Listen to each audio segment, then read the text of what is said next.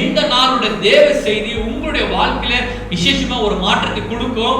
அது மாத்திரமல்ல, நீங்க கேட்கிற தேவ செய்தி நிச்சயமாக உங்க வாழ்க்கையில நீங்கள் அதை பிரயோஜனப்படுத்தி அதன்படி நீங்க நடந்து பாருங்க. நிச்சயமா வருகிற புதிய மாதத்துல ஆண்டவர் உங்களுக்கு அற்புதம் செய்து பார்ப்பீங்க. ஆமென். ஹல்லேலூயா. அதனால முடிஞ்சவங்க நீங்க குறிச்சு வச்சு கொள்ளுங்க. நான் சீக்கிரமா நேரம் கடந்து போனால துரிதமாக நான் ஒரு 30 நிமிடங்களை பேசி நான் முடிக்க விரும்புகிறேன். விசேஷமா என்னோட கூட சேர்ந்து எடுத்துக்கொள்ளுங்கள். யோபு எழுதின புத்தகம் 1ஆம் அதிகாரம் 1ஆம் வசனத்தை வாசிக்கும்படி கேட்டுக்கொள்கிறேன். யோபு 1ஆம் அதிகாரம் 1ஆம் வசனத்தை. ஊஸ் தேசத்திலே யோபு என்னும் பேர் கொண்ட மனுஷன் இருந்தான். அந்த மனுஷன் உத்தமனும் சன்மார்க்கனும் தேவனுக்கு பயந்து பொல்லாப்புக்கு விலகுமாய் இருந்தான். அது மாத்திரமல்ல, போதும். என்னன்னா கர்த்தர் யோபு, இது வேதத்துல முன்பதாக எழுதப்பட்ட ஒரு புத்தகம் என்று சொல்லுகிறார்கள். இந்த வசனத்துல பார்க்கும்போது யோபுடைய காரியத்தை குறித்து நம்ம சொல்லப்படுகிறது. யோபு என்ற ஒரு மனிதன் இருந்தான். யோபுக்கு 10 பிள்ளைகள் இருந்தார்கள் என்று வேதம் சொல்லுகிறது. இந்த 10 பிள்ளையுடைய வாழ்க்கையில யோபுடைய வாழ்க்கையில என்ன நடந்தது? ஒருவேளை இது ஒரு குடும்பமாக எடுத்துக்கொள்ளலாம். இது ஒரு குடும்பத்துல என்ன நடந்தது, ஆண்டவர் என்ன செய்தார் என்பது நம்ம எல்லாருமே அறிந்திருப்போம். அதை நாம் குறித்து உங்க மத்தியில ஒரு சில காரியத்தை உங்க மத்தியில காண்பித்து கொடுத்து முடிக்க விரும்புகிறேன். அப்ப முதலாவது வசனம் சொல்றது, 5ஆம் வசனத்தை வாசிங்க. விருந்து செய்கிற அவருடைய நாள் முறை முடிகிற போது யோபு ஒருவேளை என் குமாரர் பாவம் செய்து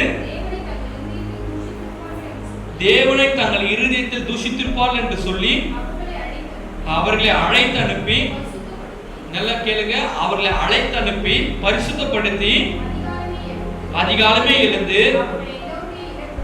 அவருடைய எல்லாருடைய இலக்கத்தின்படியும் சர்வாங்க தகன பலிகளையும் செலுத்துவான்.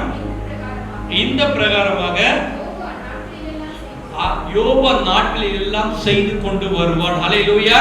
எல்லாம் புரிந்து கொள்ளுங்க. முதலாவது ஒரு தகப்பன், 10 பிள்ளைகளுக்கு தகப்பன், மனைவி, இவங்க எல்லாரையும் கூப்பிட்டு விருந்து வைத்து, அவங்க ஒரு வேளை விருந்து நிமித்தமாக ஏதாவது தேவனை தூஷித்திருப்பார்களோ என்று அவன் நினைச்சு, தேவனை தங்கள் இருதயத்தில் தூஷித்திருப்பார்கள் என்று நினைச்சு என்ன செஞ்சிருப்பான்?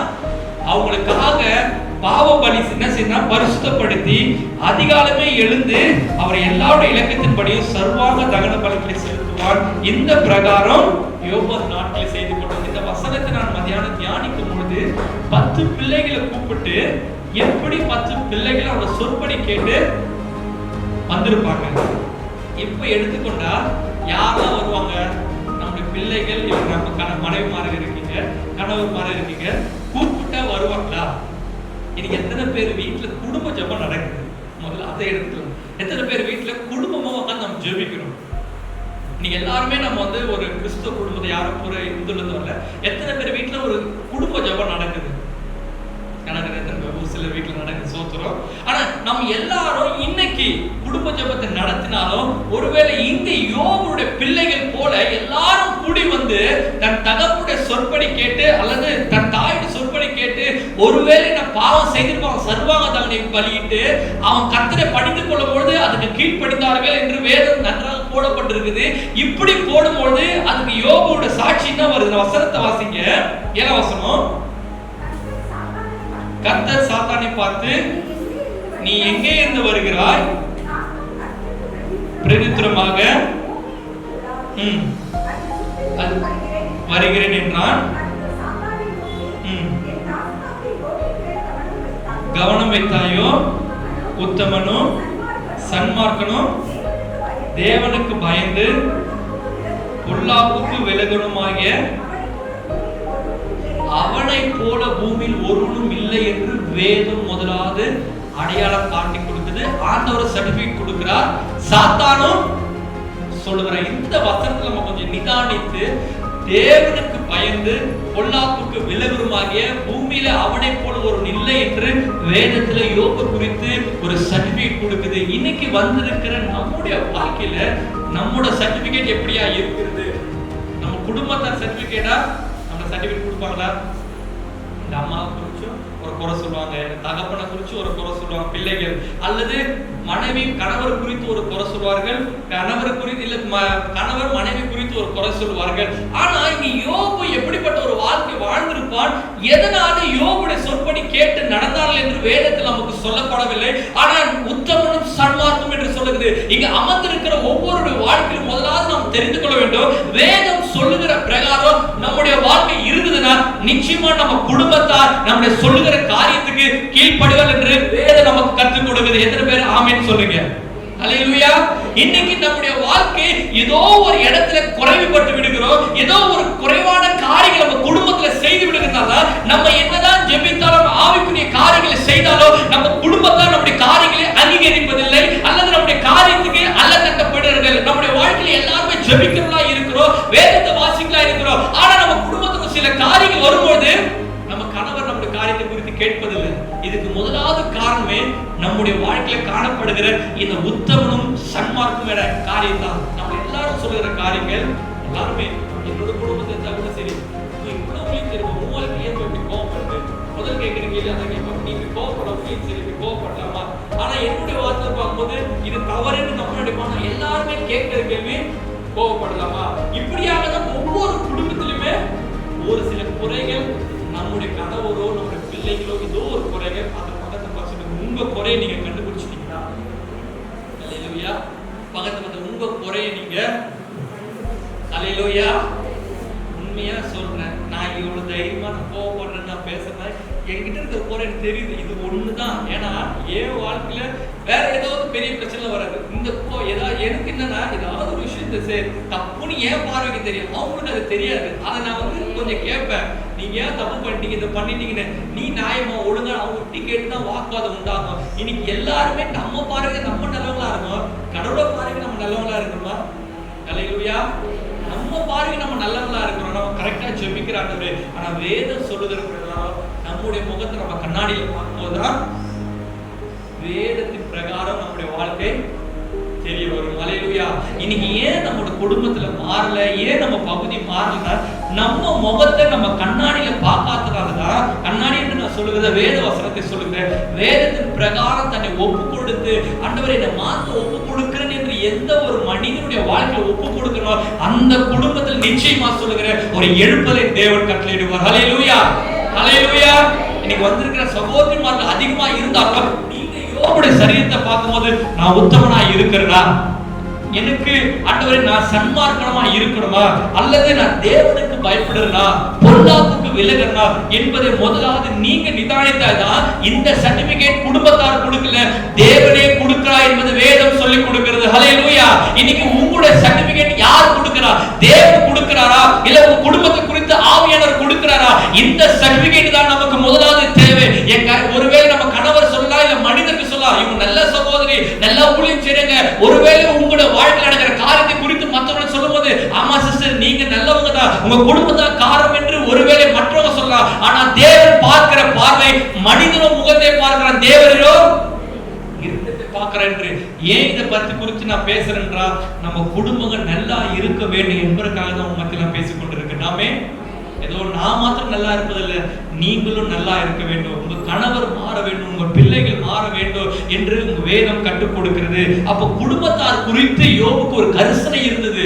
நான் உத்தமனா இருந்தா என் குடும்பத்தார் பாவம் செய்தாலோ அவர்கள் பாவத்துக்காக நான் ஜெபிப்பேன், அவங்க பாவத்துக்காக மன்னிப்பு கேட்பேன் என்று யோபு தன் குடும்பத்தை குறித்து அக்கறையா இருந்தார். இன்னைக்கு நான் உங்களுக்கு ஒரே ஒரு காரியத்தை சொல்றேன், உங்க குடும்பத்தை குறித்து உண்மையா அக்கறை இருக்குன்னா நீங்கள் முதலாவது மாற ஒப்பு கொடுங்க.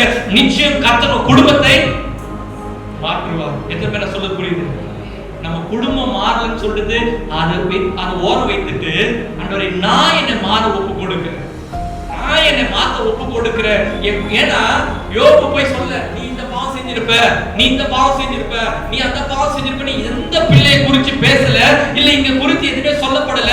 அவங்க ஒருவேளை பாவம் செஞ்சிருப்பாங்கன்னு அவங்களுக்காக தேவனிடத்துல மன்றாடுகிற ஒரு மனிதன் தான் யோபு என்று வேதம் காண்பித்துக் கொண்டு எதிர்ப்பு நான் சொல்றது புரிகிறது.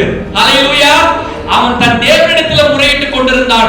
ஒருவேளை பாவம் செய்திருந்தால் அவங்களுக்காக பரிசுத்தப்படுத்தி அவன் அனுப்பினா. இன்னைக்கு உங்க குடும்பத்துக்காக ஒருவேளை உங்க பிள்ளைகள், கணவர்கள், உங்க நண்பர்கள், உறவினர்கள் யாரு பாவம் செய்தாலும் அவர்களுக்காக நீங்கள் பாவம் மன்னிப்பு அறிக்கை செய்து அவர்களை பரிசுத்தப்படுத்த வேண்டியது நம்முடைய கடமையா இருக்கிறது. ஹல்லேலூயா. இங்க வந்திருக்கிற உங்களுடைய கடமையா இருக்கிறது. பக்கத்தை பார்த்து சொல்லுங்க, உங்க குடும்பத்தை பாவம் செய்கிற நபரை பார்த்து உங்க குடும்பத்துல பாவம் செய்வதை பார்த்து நீ பாவம் செய்ய சொல்ல அழைக்கப்படல, அவங்க பாவத்தை மன்னிக்க தான் தேவன் நம்மளை அழைத்திருக்கிறார். ஹல்லேலூயா, ஹல்லேலூயா. எத்தனை பேர் சொல்றது புரியுது? அவங்க பாவம் செஞ்சனா நீ பாவம் செய்யற, நீ இந்த பாவம் செய்யறல, நீ இந்த மாதிரி இருக்கிற, இப்படி மாறல சொல்ல, அவங்க பாவத்தை மன்னித்து அவனை பரிசுத்தப்படுத்துற வேலைதான் நம்முடைய வேலையா இருக்குது. அடுத்த வசனத்தை வாசிங்க, 10ஆம் வசனத்தை வாசிங்க. நீர் அவனையும் அவன் வீட்டையும் அவனுக்கு உண்டான எல்லாவற்றையும் சுற்றி வேலி அடைக்கவில்லையா? அவன் கைகளின் கிரியை ஆசீர்வதித்தீர், அவனுடைய சம்பத்து தேசத்தில் பெருகிட்டு. அடுத்த காரியம் சுற்றி வேலி அடைக்கவில்லை. சாத்தான் சொல்றான் 10ஆம் வசனத்துல, நீ சுற்றி வேலி அடைக்கவில்லையா, கையின் கிரியை ஆசீர்வதித்திருக்கிறீர், சம்பத்து தேசத்துல பெருகி இருக்கு. அதனாலதான் அவன் என்ன பண்றான்? என்ன வசனம்? விருதாவா உங்களை தேடுகிறான். 1ஆம் வசனத்தை வாசிங்க. சாத்தான் கர்த்தருக்கு பிரதியுத்தரமாக, விருதாவாகவா தேவனுக்கு பயந்து நடக்கிறான். அவன் சும்மாவா தேவனுக்கு பயந்து நடக்கிறான்? அவன் ஏன் தேவனுக்கு பயந்து நடக்கிறான்? இன்னைக்கு உங்களை எல்லாரையும் பார்த்து பிசாசன் இதான் கேட்பான், எதுக்காக அந்த சகோதரி உங்களை தேடுறாங்க ஆண்டவரே? எதுக்காக அந்த சகோதரி இந்த நேரத்துல வந்து ஜெபிக்கிறாங்க? எதற்கு இந்த காலையில வந்து ஜெபிக்கிறாங்க, இரவுல வந்து ஜெபிக்கிறாங்க? எதுக்குன்னு கேட்டா அழகா ஆண்டவர் பிசாசு சொல்லுவான். என்ன சொல்லுவான்? அவங்க கணவர் மாறல, அதனாலதான் வந்து இவ்வளவு நேரம் ஜெபிக்கிறாங்க. பிள்ளை மாறல, அதனாலதான் ஜெபிக்கிறாங்க. இது மாறிச்சுன்னா அவங்க ஜாலியா இருந்துருன்ற போதுதான் இன்னைக்கு நம்முடைய பாரம் எல்லாம் எதற்காக போய் தேடுகிறோம்? எதுக்காக போய் தேவ சமூகத்தை தேடுகிறோம்? இந்த பாரம் இருக்கதான் பிசாசு நல்லா தெரியும். இதுல ஆப்போசிட்டா சொல்றான், அவன் விருதாவா தேடுறான். அவன் குடும்பத்தை ஆசீர்வச்சிருக்கிறேன், பிள்ளையை ஆசீர்வச்சிருக்கிறேன், கையின் பிரேச ஆசீர்வச்சிருக்கேன், அதனாலதான் உங்களை தேடுறான். இன்னைக்கு நம்மள எதெல்லாம் ஆண்டு பிசாசு பார்த்து சொல்லுவானா, இவங்களை எதுக்கு உங்களை தேடுறாங்கன்னா, எதுக்கு குடும்ப ஆசீர்வாதத்தை வந்திருக்கிறாங்க, எதுக்கு சர்ச்சைக்கு போறானா, விருதாவா தேடுறான். இதெல்லாம் உங்களுக்கு நீங்க செய்யணும்னு ஒரு லிஸ்ட் அவங்க இருதயத்துல வச்சிருக்கீங்க. அதனாலதான் ஆண்டவர் உங்களுக்கு, அதனாலதான் கொஞ்சம் அவங்களுக்கு டார்ச்சர் கொடுத்து பாருங்க. உங்களை தேடுறத ஆப்போசிட்டா நான் சொல்றேன். கொஞ்சம் அவங்களுக்கு கணவரை பிரச்சனை கொடுங்க, பிள்ளைகளை பிரச்சனை கொடுங்க, அவங்க தேடுறத விட்டுருவான் பாருங்க. இப்ப எத்தனை பேர் குடும்பத்துல இது நடக்கும்? புரியுது? யோபுக்கு அவன் உத்தமனா இருந்தா ஆப்போசிட்டா பேசுறான்.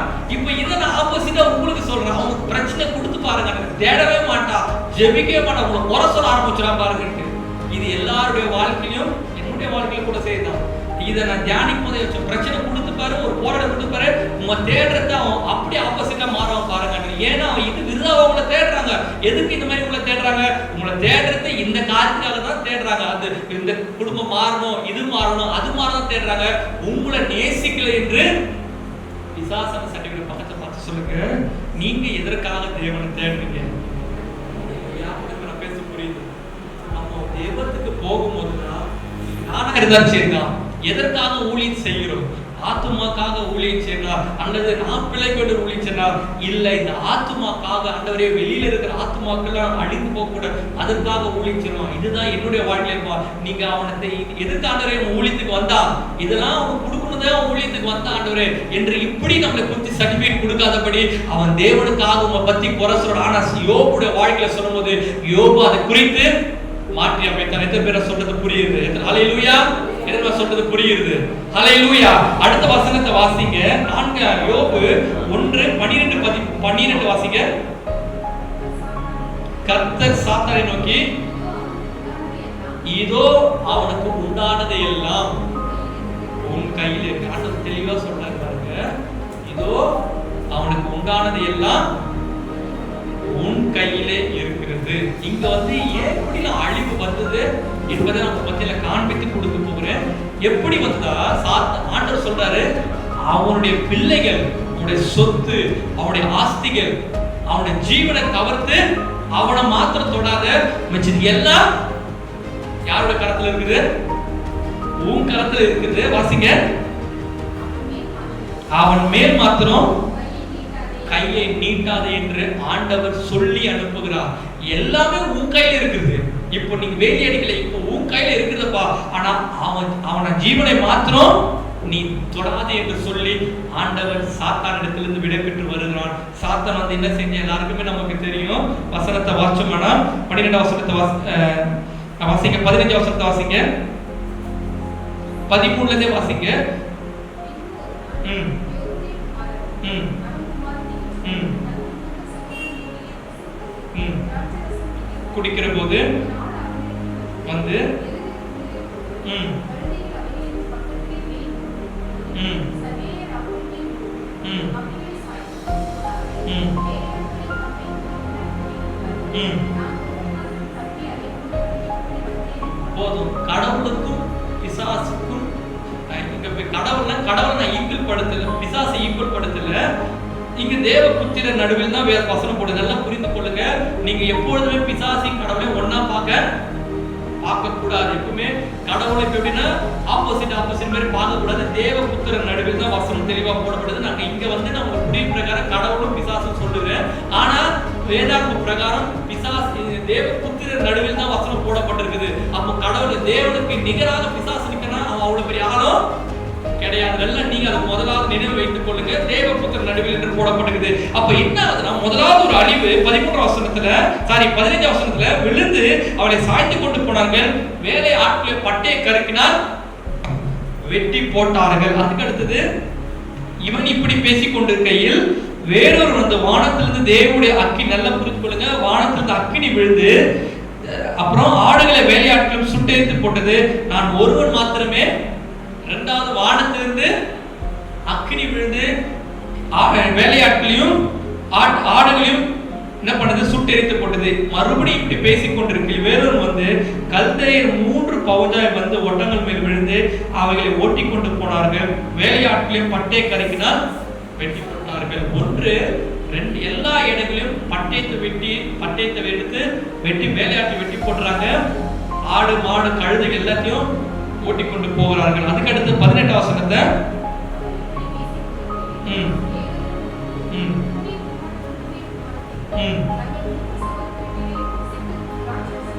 போது வனாந்திர வழியா பெருங்காற்றில் வந்து அந்த வீட்டின் 4 மூலையிலும் அடிக்க பிள்ளைகள் மேல் விழுந்து இறந்து போனார்கள். நான் ஒருவர் மாத்திரமே தப்பி 10 பிள்ளைகளும் ஒரே நாள இறந்து போனார்கள். இப்போ இதை நான் ஒரே ஒரு காரியத்தை உங்க மத்தியில காட்டு கொடுக்க விரும்புகிறேன். இங்க சொத்து போனது, அதுக்கு அடுத்தது யார் போனா, ஆடு மாடுகள் போனது, வேலையாட்கள் எல்லாமே அழிக்கப்பட்டாயிற்று. இப்பொழுது உயிரோடு இருக்கிறது யோபுடைய மனைவி மாத்திரமே. இப்ப நான் என்ன சொன்ன ஒரே ஒரு காரியத்தை சொல்றேன். இன்னைக்கு தேவனுடைய பார்வையில உங்களுடைய வாழ்க்கையில் எது அழிந்தாலும் உங்க கணவருக்கும் மனைவிக்கும் 2 பேரும் நீங்கள் ஒருவர் தான் நீங்கள் உத்தரவாதம். ஹல்லேலூயா. உங்க கணவரை தொட்டாலும் அது உங்களுக்கு சமம், உங்களை தொட்டாலும் உங்க கணவருக்கு சமம். ஏன்னா இருவரும் ஒரே மாமிசமா இருப்பார் என்ற போல நீங்க 2 பேரும் வெவ்வேறு ஆட்கள், 2 பேரும் ஒரே ஆள். அதனாலதான் யோபுடைய மனைவியை குறித்து எல்லாரையும் கொல்லப்பட்டது. ஆனா யோபின் மனைவிய தொட முடியல. ஏன்னா யோபு தொடரத்தும் ஒண்ணுதான், யோபுடைய மனைவி தொடரத்தும் ஒண்ணுதான் என்பது தேவனுடைய பார்வையில் இருக்குதா.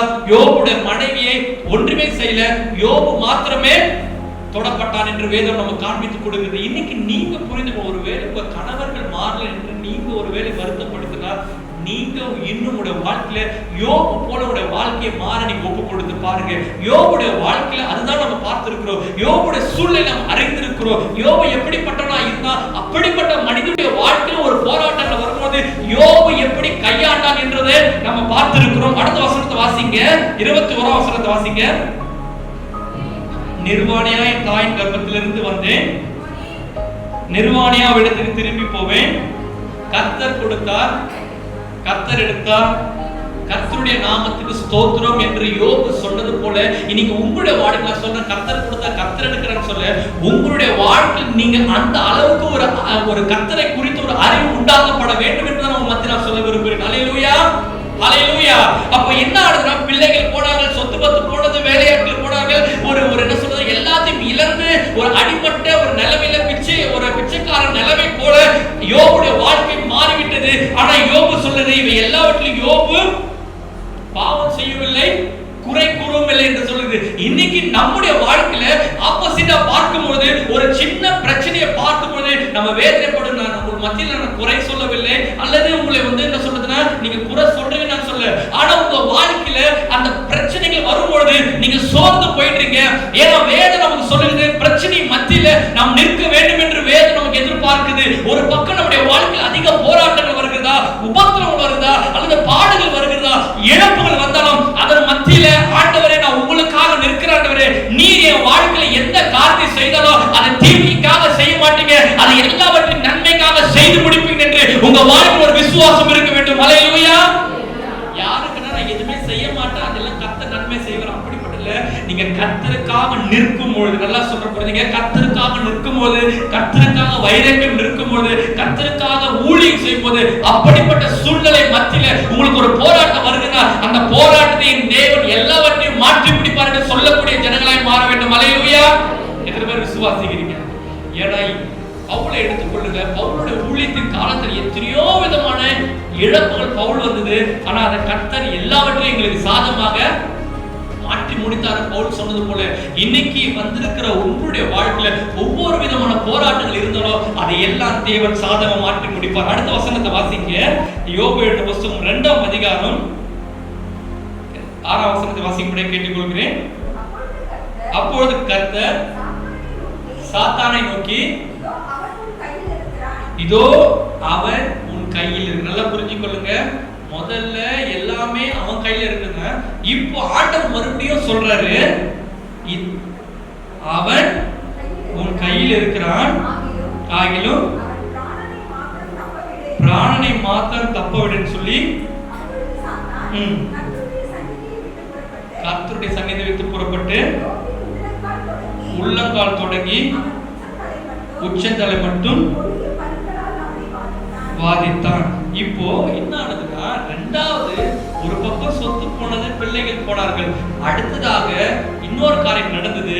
யோபுக்கு ஒரு பருக்கல்னால தோல் வியாதி சரீரம் முழுதும் வந்ததினால ஒரு ஓட்டை எடுத்து சுரண்டி கொண்டு இருந்தாங்க சொல்லப்பட்டிருக்குது. இப்போது மனைவி சொல்லுகிற 10ஆம் வசனத்தை வாசிங்க. பார்த்து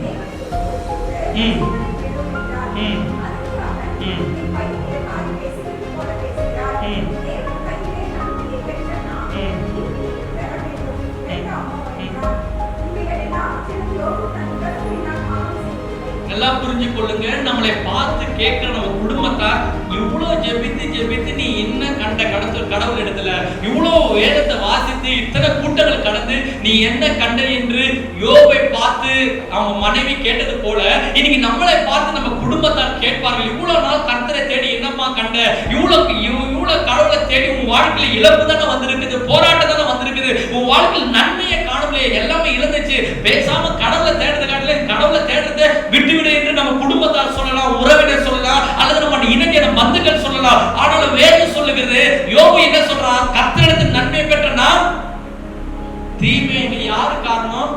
கர்த்தரா இந்த மாதிரி காரியங்களை அனுமதிக்கிறார் இல்ல, கர்த்தர் என்ன செய்திருக்கிறார்?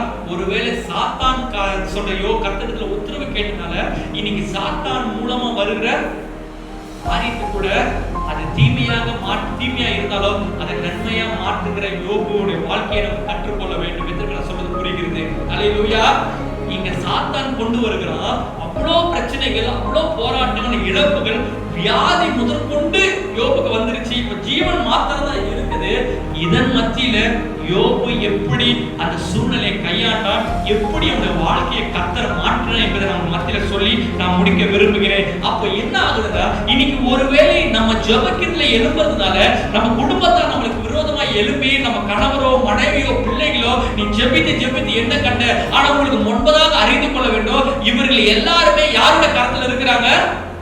முதலாவது யோபு அவ்வளவு உத்தமனா இருந்தோம், அவனுடைய வாழ்க்கையில ஆண்டவர் பிசாசுக்கு அனுமதி கொடுப்பானா? இன்னைக்கு நம்ம வாழ்க்கையில தேவனை தேடுகிறோம், ஆனா நம்ம குடும்பத்தை இப்ப யாரோட கரத்துல இருப்பாங்க? ஏதோ ஒரு பிசாசுடைய அடிமைத்தனத்துக்குள்ள வாழ்ந்து கொண்டு இருப்பாங்க. அப்ப நீங்க என்ன செய்யணும்? அவரிடத்துல போராடாதபடி நீங்க கர்த்தரிடத்துல போராட அழைக்கப்பட்டீர்கள். முதலாவது புரிந்து கொள்ளுங்க. ஹல்லேலூயா. உங்க கணவரிடத்துல ஏன்னா இங்க தெளிவா போடப்படுது, யோபுக்கு வந்த எல்லா இழப்புக்கு பின்பதாக சாத்தான் இருக்கிறான் என்று போடப்படுறது. இன்னைக்கு நம்ம கணவர் ஒருவேளை குடிக்கு அடிமைப்பட்டிருக்கலாம், அல்லது இன்னைக்கு ஏதோ ஒரு பாவ பழக்கத்துக்கு அடிமைப்பட்டிருக்கலாம், வாழ்க்கையில முன்னேற முடியாதபடி, ஒரு ஆசீர்வாதம் முன்னேற முடியாதபடி, அல்லது கடலினால, தரித்திரத்தினால, இன்னைக்கு இழப்புகளால ஒண்ணு விட்டா ஒண்ணு இப்படிப்பட்ட இழப்புகள் நம்முடைய வாழ்க்கையில கடந்து வந்து கொண்டே இருந்தாலும் நீங்கள் முதலாவது அறிந்து கொள்ள வேண்டியது, இது ஏன் இப்படிப்பட்ட காரியம் நடக்குது? ரெண்டு காரியம் நம்முடைய வாழ்க்கையில் நடக்கலாம். ஒன்று, நம்முடைய வாழ்க்கையில் தொடர்ந்து இழப்புகள் போராட்டம் வந்து கொண்டிருந்தால், ஒன்று தேவனுடைய காரியத்தை தீமையை நன்மையை மாற்றுவா. இன்னொரு காரியம் நம்முடைய வாழ்க்கையில் நடந்து கொண்டே இருக்கிறார், நமக்கு பின்பதாக இருந்து ஏதோ ஒரு சாத்தான காரியங்கள் நம்ம குடும்பத்தை பாழடித்து கொண்டிருக்கிறது நீங்கள் அடையாளம் கண்டு கொள்ள வேண்டும். ஹல்லேலூயா. நான் நினைக்கிறேன், இங்க சாத்தான் மீது அதிகாரம் கொடுத்தது நினைக்கிறேன். தெரிஞ்சிருந்தா யோபு இயேசுவின் நாமத்துல பொல்லாத சாத்தானை போன கண்டிப்பா அவனுக்கு அதிகாரம் இருந்திருக்காது. ஆனாலும் இந்த இடத்துல இங்க சாத்தானுக்கு நடந்த சம்பவம் அதோட முடிஞ்சிருது, இந்த வியாதியோட. அதுக்கப்புறம் சாத்தான் என்ன சொன்னார், அதுக்கப்புறம் என்ன நடந்தது, எந்த ஒரு சம்பந்தமே இந்த யோபுல போடவே இல்லை. அதுக்கப்புறம் கர்த்தருக்கும் யோபுக்குரிய காரியம் தான் காண்பிக்கப்படுகிறது. இப்ப நீங்க புரிஞ்சு கொள்ள வேண்டும், அடுத்த கட்டம், என்னதான் உங்க குடும்பத்துல சாத்தான் உங்க கணவரையும் பிள்ளைகளை பாழாக்கினாலும் நீங்கள் செய்ய வேண்டிய ஒரே ஒரு காரியம் கர்த்தரை தேடும்படியாக தான். ஹல்லேலூயா. இன்னைக்கு நம்ம குடும்பத்துல சில காரியங்கள் சாத்தான நான் கண்டுக்க வேண்டாம்னு சொல்ல, ஆனா அதையும் உங்க வாழ்க்கையை ஓட்டி கொண்டிருக்காதீங்க.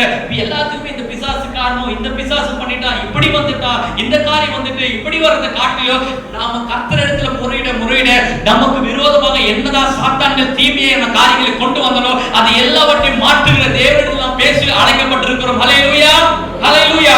எவ்வளவு இழப்புகள் கொண்டு வந்தாலும், எத்தனை காரியங்கள் நம்ம குடும்பத்தை பாழாக்கினோ, நம்ம சரீரத்தை பாழாக்கல சாத்தான், அதை எல்லாம் மாற்றக்கூடிய சக்தி என் தேவன் உங்களுக்கு எனக்கு கொடுத்திருக்கிறார். ஹல்லேலூயா. எத்தனை பேர் விசுவாசத்தோட ரெண்டு கரங்களை தட்டி தேவனை மகிமைப்படுத்துவோம். ஹல்லேலூயா. என்னதான் சத்துருவோட நம்ம குடும்பத்தை பாழாக்கினோ, அந்த சத்துருவின் காரியங்களை மேற்கொள்ளத்தக்க அதிகாரத்தை தேவன் நமக்கு கொடுத்திருக்கிறார். ஆமென். ஹல்லேலூயா. இன்னைக்கு என் அப்பா, என் கணவர் இந்த பிசாசு ஆளுகை செய்து, என் மனைவி இந்த பிசாசு ஆளுகை செய்து, அல்லது என் பகுதி ஆளுகை செய்தா, அதை மேற்கொள்ளத்தக்க அதிகாரத்தை தேவன் உங்களுக்கு எனக்கும் எப்படி கொடுத்திருக்கிறனா, தேவனிடத்துல முறையிடுற மனுஷனால மாத்திரம் தான் அதை மேற்கொள்ள முடியும். ஆமென். நான் சர்ச்சைக்கு போறேன், வேதத்தை வாசிக்கிறேன், அப்படி அல்ல, தேவனோட பேசுகிற மனிதன். என்ன நான் வசனத்தை வாசிக்க 2ஆம் அதிகாரம் வாசிக்க 4ஆம் வசனத்தை 4ஆம் அதிகாரம் 3ஆம் வசனத்தை வாசிக்க. 4ஆம் அதிகாரம் யோபு 4:3. நீர் அநேகருக்கு புத்தி சொன்னீர், திடப்படுத்தினீர், நிற்க பண்ணி பலப்படுத்தினீர், இப்போதும் 6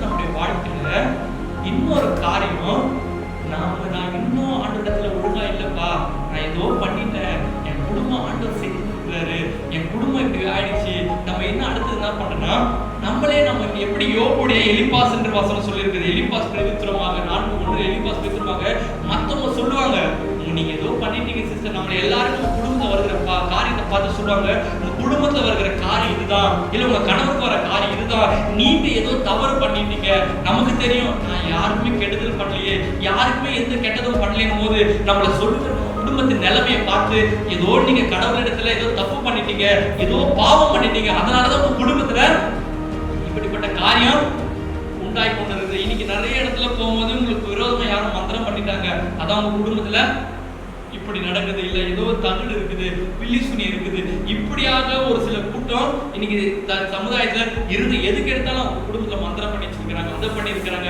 நான் மந்திரம் இல்லைன்னு சொல்ல, ஆனா எல்லாத்துக்கும் காரணம் மந்திரம் இல்ல, எல்லாத்துக்கும் காரணம் பில்லி சுனி இல்ல, அதுக்கும் மேலான ஒரு வல்லமை கர்த்தர் இருக்கிறார். ஹல்லேலூயா. நான் அதுக்குதான் எல்லா இடத்துலயும் கேட்பேன், யாராவது குடும்பத்துல மந்திரம் இருக்குன்னு சொன்னா அந்த ஊழியக்காரர் என்ன சொல்யூஷன் கொடுத்தாரு, அதான் நான் கேட்பேன். சொல்யூஷன் எல்லாமே கர்த்தர் இடத்துல மாத்திரம் தான் இருக்கிறது. ஹல்லேலூயா. அதுக்கு அடுத்த வசனத்தை வாசிங்க. அப்ப இப்படியாக இருக்கிறதுனால யோபு என்ன செய்தான், வசனத்தை வாசிங்க. இப்படி எல்லாமே இருக்கிறதுனால யோபு ஒரு நாள் முடிவு செய்தான். 42ஆம் அதிகாரம் 10ஆம் வசனத்தை வாசிங்க. யோபு 42:10.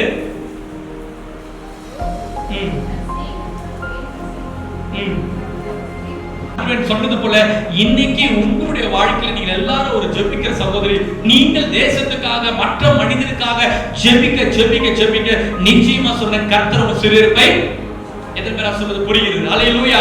நீங்க மற்றவங்களுக்காக ஜெபிக்க ஜெபிக்க நிறைய பேர் நினைப்பாங்க மற்றவங்களுக்காக ஜெபித்த அந்த பிரச்சனை இல்ல. கர்த்தர் யோபு முகத்தை பார்த்தாலும் அந்த சகோதரருடைய காரியத்தை மாற்றினது போல இன்னைக்கு தேசத்தில் நடக்கிற ஒவ்வொரு காரியத்தையும் ஆண்டவர் மாற்ற வேண்டும். உங்க பகுதியில் நடக்கிற காரியத்தை மாற்ற வேண்டும் என்றால் நீங்க அவர்களுக்காக ஜெபிக்க ஜெபிக்க கர்த்தர் ஒரு சிறுபை மாற்றுவார். அல்லேலூயா. நம்ம எல்லாருக்கும் தெரியும் யோபுடைய சரித்திரத்தை. ஏன்னா தேவரே சகலத்தையும் செய்ய வல்லவர், நீ செய்யறதுக்கு தடைப்படாது என்பதை யோபு அறிந்ததுனால அதுக்கப்புறம் வசனத்தை வாசிங்க, 12ஆம் வசனத்தை வாசிங்க. முன்னிலைமை பார்க்கிலும் பின்னிலைமை ஆசீர்வதித்தார். 14,000 போதும். என்னன்னா அதுக்கு அடுத்தது 13ஆம் வசனம் வாசிங்க. 7 குமாரரும் 3 குமாரத்திகளும், மறுபடியும் அதுக்கப்புறம் 7 குமாரரும் 3 குமாரத்திகளும் கர்த்தர் அவருக்கு திரும்பவும் கூட்டி கொடுத்தார் என்று நம்ம வேதத்தை பார்க்கிறோம். அதுக்கப்புறம் 10 பிள்ளைகள் பிறந்து 10 வருஷத்துக்கு மேலாக மறுபடியும் 10 பிள்ளைகளை பெற்றெடுக்க கர்த்தர் கிருபை கொடுத்தார் என்று வேதவசனம் போடப்பட்டிருக்குது. இன்னைக்கு நான் உங்களுக்கு சொல்லி முடிக்கிற ஒரே ஒரு காரியம், நீங்க கர்த்தருக்காக கடைசியில போராடும் போது அந்த போராட்டத்திலே உங்க வாழ்க்கை முடியும் என்பதற்காக இல்ல, நீங்க ஒரு சில காரியத்தை செய்யும் பொழுது கர்த்தர் ஆட்டோமேட்டிக்கா உங்க குடும்பத்தை மாற்றுகிற தேவனா இருக்கிறார். அல்லேலூயா. எதற்கு சொல்றது புரியுது? உங்க குடும்பத்தை அவர் மாற்றுறது என்ன? ஒன்று, நீங்க என்ன செய்யணும், மற்றவர்களுக்காக ஜெபிக்க ஆரம்பிக்கணும். எல்லாருக்கும் நம்ம தெரிஞ்சதுதான், யோபு தன் சிநேகிதத்துக்காக ஜெபித்தா கர்த்தர் அவன் சிறையை மாற்றினது போல உங்களுடைய வாழ்க்கையில மற்றவங்களுக்காக குடும்பத்தை, ஒருவேளை யோபு சொல்லல என் குடும்பம் இப்படி ஆயிடுச்சு, என் மனைவி இப்படி ஆயிடுச்சு, என் பிள்ளைகள், அதுக்காக ஜெபிக்கல. அவன் சகோதரருக்காக யாரை தூஷித்தார்களோ, யாரை ஏளனமா பேசினார்களோ, யாரை தூஷணமாக யோபு பேசினாரோ அந்த மனிதனுக்காக யோபு ஜெபித்ததால கர்த்தர் இன்னைக்கு உங்க வாழ்க்கையில் உங்க கணவரை எந்த பாடுகள் இருக்கிறோ அதே பாடுகள் உள்ள மனிதனுக்காக ஜெபித்து பாருங்க. உங்க பிள்ளைகள் எந்த பாடல் இருக்கோ அதே பிள்ளைகளுக்காக ஜெபித்து பாருங்க. உங்க உறவில் எந்த பாடல் இருக்கிறோ அதுக்காக நீங்க ஜெபித்து பாருங்க. நிச்சயமா கர்த்தர் சொல்ற உங்க வாழ்க்கையில கர்த்தர் முன்னிலைமை காட்டிலும் பின்னிலைமை கர்த்தர் அதிகமா. எத்தனை பேர் விசுவாசிக்கிறீங்க? 3, 4, 5 காரியங்கள் நான் சொல்றேன். 1, யோபு தன் குடும்பத்தை குறித்து அக்கறை உள்ளவராயிருந்தார். சொல்லுங்க, குடும்பத்தை குறித்து அவனுக்கு ஒரு அக்கறை இருந்துச்சு. தன் பிள்ளைகள் பாவம் செஞ்சாலும் பிள்ளைகளை குற்றப்படுத்தாம பிள்ளைகளுக்காக என்ன செஞ்சா, அவன் பலி செலுத்தி பாவ நிவர்த்தி செய்கிற ஒரு நல்ல ஒரு மனிதனாக இருந்தான். 2வது காரியம், அவன் என்ன செய்யல, தன் குடும்பத்துக்காக தன்னை மாற்றிக்கொண்ட ஒரு மனிதனாக கருதப்படுது. அல்லேலூயா.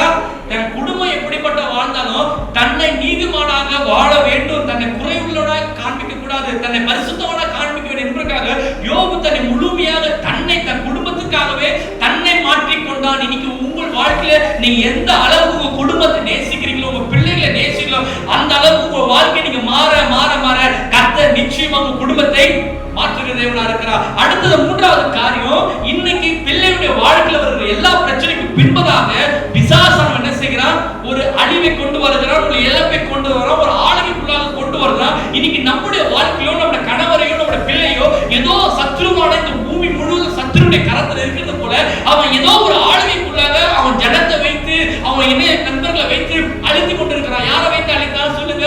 சாத்தான் ஸ்ட்ரைட்டா வந்து அழிச்சிட்டானா அவன் பிள்ளைகளை? இல்ல சொத்து பத்து அழிச்சானா?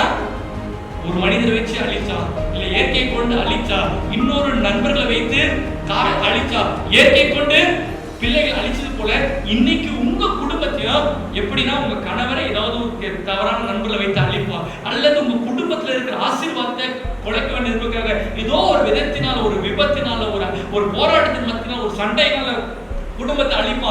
அது மாத்திரம் ஏதோ ஒரு நண்பர் உறவினர் மூலமாக அல்லது இணைஞ்ச மக்கள் மூலம் நமக்கு விரோதமாக எழுப்பிட செய்வான். அப்ப நீங்கள் அடையாளம் கண்டிக்கொண்டு ஆண்டவரை குறை சொல்லாதபடி இதை மேற்கொள்ளத்தக்கதா கர்த்தர் கிருபை கொடுக்கும். 3வது, சத்துருவின் மூலமாக நமக்கு என்ன காரியம் நடந்தாலும் நம் தேவனை அறிய அறிய நமக்கு விரோதமாக எழுப்புற சாத்தானை நாம் ஜெயிக்கொள்ள முடியும். 4வது காரியம், நம்மளே பிசாசானவன் தொட்டாலும் நம்ம பார்க்க வேண்டியது இடம் கர்த்தருடைய சமூகம் தான். ஹல்லேலூயா. நமக்கு விரோதமா நம்ம சரீரத்தை பாழாக்கினாலும், நமக்கு விரோதமா என்ன காரியம் நமக்கு விரோதமா எழுப்பினாலும், அல்லது நம்ம குடும்பத்தாரே நமக்கு விரோதமா எழுப்ப விடுவோம். நம்ம குடும்பத்தாரே கேட்பாங்க, பத்தியா இவ்வளவு நாள் நீ ஜெபித்திய, உனக்கு என்ன கண்ட? இவ்வளவு நாள் கர்த்தரை தேட நீ என்ன கண்ட? நீ இவ்வளவு நாள் ஜெபம் பண்ணிய? இல்ல நம்ம உறவினர் சொல்லுவாங்க, கர்த்தரை தேடுனாலும் உனக்கு நீங்க கிறிஸ்து கிட்ட போனதால தான் இவ்வளவு பிரச்சனை வந்தது, இல்லைன்னா இருந்திருக்க மாட்டாங்க, உங்க வாழ்க்கையில இந்த மாதிரி இழப்பு வந்திருக்காது, பிரச்சனை வந்தது. அநேக பேர் சொல்றதுக்குள்ள இன்னைக்கு நம்ம வாழ்க்கையில் நிறைய பேர் சொல்லலாம், நீங்க கடவுள் கிட்ட போனீங்க அதான் இந்த பிரச்சனை, உங்க குடும்பத்தின் தான் பிரச்சனை என்று நம்மள அநேக பேர் சொல்லலாம். ஆனா அதன் மத்தியிலும் கர்த்தரிடத்தில் நன்மை பெற்றனா தீமை அனுபவிக்கிறேன் என்று கர்த்தரே சார்ந்திருக்க வேண்டும். கடைசியாக நம்ம எந்த சூழ்நிலையில் இருந்தாலும் பிறருக்காக ஜெபிக்கும் போது கர்த்தர் நம்ம சிறையிருப்பை மாற்றுகின்றனர். எல்லாரும் எழுந்து நிற்போமாக. ஹalleluya. எல்லாரும் எழுந்து நிற்போமாக. ஹalleluya.